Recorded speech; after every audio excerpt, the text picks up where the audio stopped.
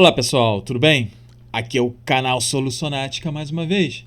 E neste vídeo eu vou falar um pouco sobre a estrutura do texto dissertativo argumentativo.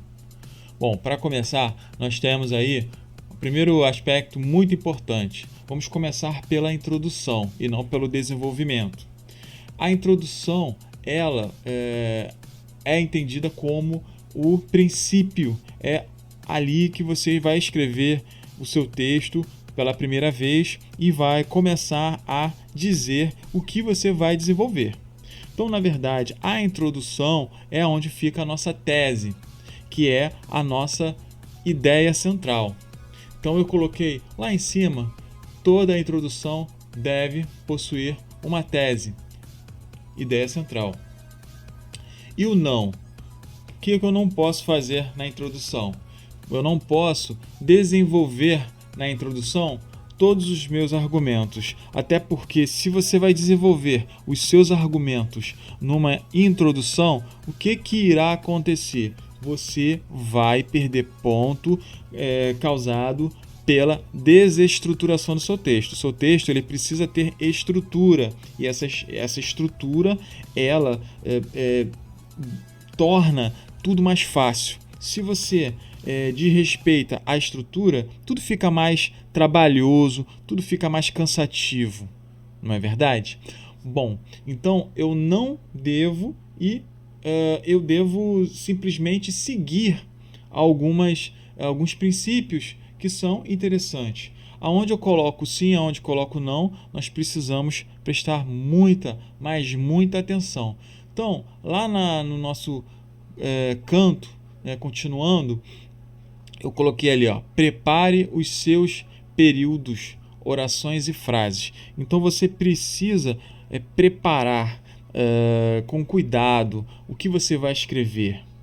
Sejam períodos compostos, períodos simples, sejam orações subordinadas, sejam orações coordenadas, sejam frases. Qualquer frase no texto precisa de cuidado. Você não pode sair escrevendo o que você quer escrever, mas também você não pode ficar paradão lá sem escrever ou paradona sem escrever. Então vocês precisam ter atenção e precisam estar determinados e com vontade de tirar a nota máxima. O que eu não devo fazer? Olha aí, se eu tenho alguma ideia para desenvolver, eu preciso ter cuidado, como eu falei anteriormente. Então, lá embaixo eu coloquei o não, tem um não com essa seta imensa lá embaixo, e eu digo assim, escreva do jeito que vier na sua cabeça? Não escreva do jeito que vier na sua cabeça, tá? Então, eu posso sim tomar a iniciativa, mas eu preciso ter cuidado na hora de selecionar os meus argumentos, as minhas ideias, as minhas palavras. Abaixo eu disse assim: volte-se para as suas ideias mais importantes no momento. Isso você deve fazer. Tá? Então, as ideias mais importantes, elas precisam estar no seu texto. Aquilo que não for importante precisa ser descartado. Continuando lá. Então, abaixo de toda a introdução deve possuir uma tese central, eu digo que você precisa, você deve, é necessário o quê? Preparar o desenvolvimento para defender a tese. Porque, olha só, na introdução eu não defendo tese. Na introdução eu apresento a tese. Todos os professores ensinam isso e eu também. Tá? Então, na introdução você tem o quê? A ideia central. No desenvolvimento vão aparecer o quê? Ideias secundárias. E elas é que vão ajudar a fortalecer esse alicerce para a defesa da sua ideia central. Abaixo, cite argumentos baseados nas autoridades mais famosas do momento ou do passado. Então, quando nós utilizamos citações em cada parágrafo, seja introdução, seja desenvolvimento ou seja conclusão, fica muito melhor para a concretização dessa nota tão esperada, que é essa nota máxima. Eu preciso citar, mas sem repetir. A melhor dica que eu posso dar hoje seria você começar do todo para a parte, ou seja, você começa com a ideia maior, com a ideia mais importante na citação, você cita os mais importantes no início e ao longo do seu texto, no segundo parágrafo, já não é tão importante essa autoridade no assunto. E assim sucessivamente. Então, no primeiro é o mais importante, no segundo, mais ou menos importante, no terceiro já não é tão importante. Pode ser uma mídia, pode ser um jornal, né? O que eles realmente apreciam, eu falo banca, eu falo professores que corrigem as provas de redação, eles apreciam muito especialistas, trechos de filmes consagrados, né? Trechos de livros importantes, e você pode selecionar, não precisa a ideia ser igual, né? Ser direta, não. Eu posso escrever uma ideia um pouco mais afastada, aquilo que você pensa lá, que você ainda lembra daquele livro, aquilo que você ainda lembra daquele filme, aquilo que você ainda lembra daquele especialista, daquela autoridade no assunto. Correto? Continuando. Ter as palavras que fazem parte do tema abordado no texto. Você precisa ter essas palavras, porque, veja, se nós utilizamos palavras que estejam fora daquilo que nós estamos trabalhando na abordagem do nosso texto, vamos ter problemas de coesão e coerência principalmente, mas a própria unidade textual ficará comprometida. E abaixo eu falo o sim e o não. O sim, utilize as palavras sem repetição para manter a coesão. E coerência também. Se há coesão, há coerência. E outra coisa, não faça isso. Não fuja do assunto discutido. Eu coloquei ali um não de vermelho. Não fuja do assunto. Se você foge do assunto, a nota é 0. Infelizmente. Na maioria dos casos, 99% é 0 ou talvez até 100% 0. Lá na última fileira, ó. Redija o seu texto com palavras que não sejam rebuscadas. Nada de palavras que você leu lá num livro, que um especialista falou, né? O próprio especialista às vezes pode prejudicar se nós não soubermos fazer a seleção das palavras. Selecione as palavras.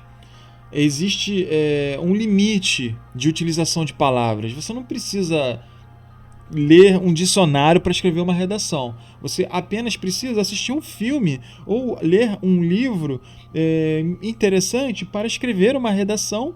No básico isso, mas nem mesmo isso será assim tão decisório, tão necessário para você escrever uma redação. Essa própria palavra que eu falei agora, decisório, é uma palavra rebuscada. Eu vou falar essa palavra, mas eu vou escrever essa palavra numa redação? Não. É tão decisivo, não é verdade? É tão decisivo. Então, a palavra está nas suas mãos. Nós é que controlamos as palavras e não elas que nos controlam. Próximo aspecto importante. Já estamos quase no final. Olha aí, ó.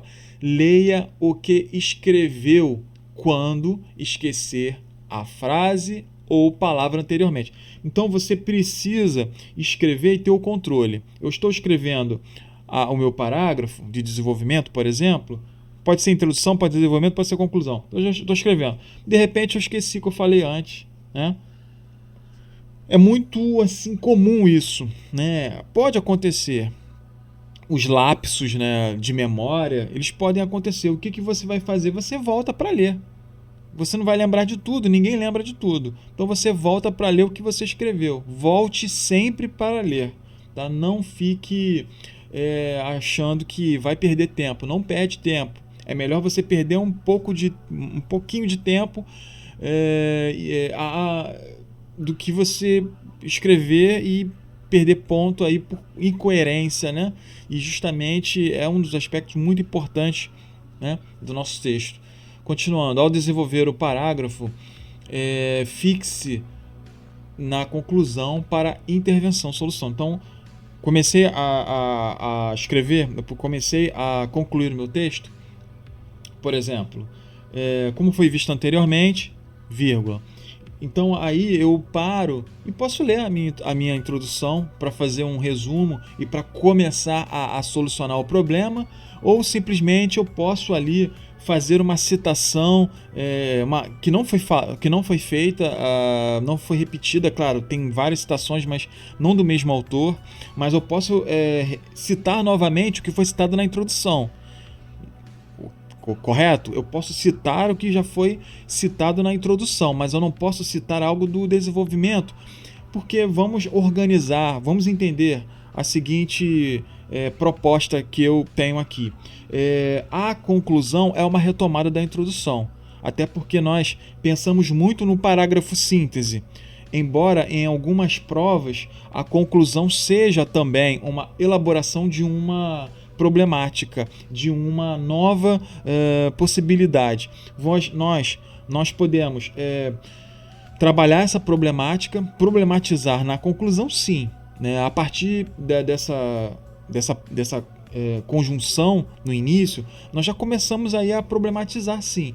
No entanto, fique bem claro, né, aqui, nós já começamos a intervir. Nós já começamos, a partir disso, a criar uma solução. Embora hajam alguns autores até que recomendam, de repente, uma pergunta na conclusão, na introdução da conclusão, né? Uma pergunta na introdução da conclusão.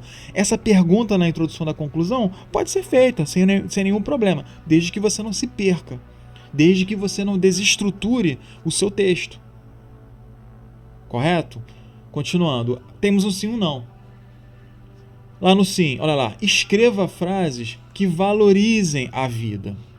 Não vai falar de morte, de depressão, não vai fazer discurso de ódio, discurso que vá mostrar que você é uma pessoa odiável, odiosa, ou que você busca saídas ruins. Né? Fale sobre a vida, valorize as pessoas, valorize você mesmo, né? Ou você mesma. Sempre mostre que você é capaz de pensar num mundo melhor. Eu acho que redação tem muito disso, né? É um posicionamento crítico, com argumentos favoráveis ou não, ou contra argumentos, mas que poderão ali levar uma solução, levar a um questionamento do senso comum, do mundo, do que foi proposto, sim, ou até mesmo concordar com essa problemática, né, e a partir disso começar a questionar junto com essa ideia, sem copiar, obviamente, nada do texto. Bom, preconceitos. Nós não podemos ter nenhum preconceito. Seja contra pessoas obesas, seja contra pessoas que não são obesas. Não podemos ter preconceito contra pessoas baixas, pessoas que têm pouca altura, não podemos ter preconceito contra pessoas altas, não podemos ter nenhum tipo de preconceito e nem manifestá-lo no nosso texto. E nem falar de política também. Eu acho que isso é muito importante. O texto ele precisa ser neutro, da mesma maneira que, às vezes, ele pode, de repente, perguntar alguma opinião e nós devemos, obviamente, se ele pergunta, nós devemos escrever. Mas se ele não pergunta, se ele não fala nada, se mantenha sempre aquela regra, que é a regra do que está sendo proposto pela banca, nós devemos obedecer a proposta, devemos obedecer ao tema que foi estabelecido pela banca. Não queira criar um outro tema, não queira fugir, porque os riscos aumentam para uma desclassificação para um 0. Tome muito cuidado com as fugas, como eu falei anteriormente. E nós não devemos não devemos jamais rasurar um texto. Quando eu falo rasura, é claro que de repente você está lá escrevendo e pode rasurar, mesmo utilizando o rascunho. E se acontece? Bom, existe uma regra para a rasura. Você faz o risco, no meio da palavra um risco, e escreva a palavra ou as palavras, enfim, ao lado. Você não necessariamente vai perder muito ponto. Eu ensino sempre a não rasurar. Eu ensino sempre a treinar textualmente falando, escrever, porque apenas a prática leva à perfeição. Se você não escreve, você não vai conseguir conhecer os seus limites. E quanto mais você escreve, mais você ganha um certo personalismo e você ganha uma originalidade. Essa originalidade é muito importante numa redação. Redação é um lugar assim, muito democrático, né? É onde você coloca as suas ideias de maneira impessoal, é claro, e você utiliza conjunções, você utiliza pronomes, você utiliza preposições, locuções prepositivas, locuções conjuntivas ou conjuncionais, você utiliza palavras e termos, citações. Então é muito democrático. Você cria, né? Você pode estabelecer o seu padrão. Você só não pode se contradizer. Após a criação, você deve mantê-la até o final. E manter também o bom gosto. Uma letra correta, uma letra que possa realmente estar de acordo, né, com as exigências, letras legíveis, porque a legibilidade é muito importante num texto. Texto sem legibilidade é realmente impossível. Quem vai entender a letra? Então nós precisamos treinar a nossa grafia cursiva, precisamos trabalhar o texto, escrever com empenho, mantendo sempre o bom senso, a ética, a construção. Isso é muito importante. Essa postura leva ao sucesso sempre. Muito obrigado pela sua atenção e até o próximo vídeo. Se você não se inscreveu, inscreva-se e deixe o seu like. Até mais!